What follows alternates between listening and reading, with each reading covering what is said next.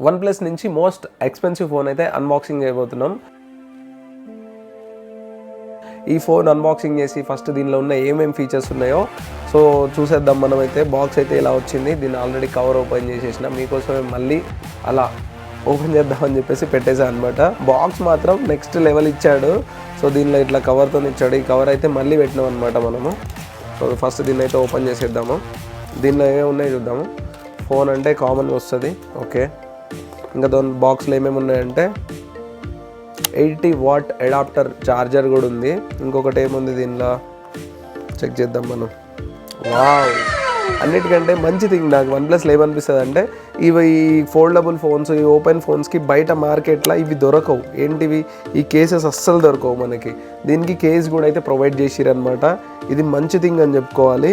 ఇంకోటి ఏముంది, కేబుల్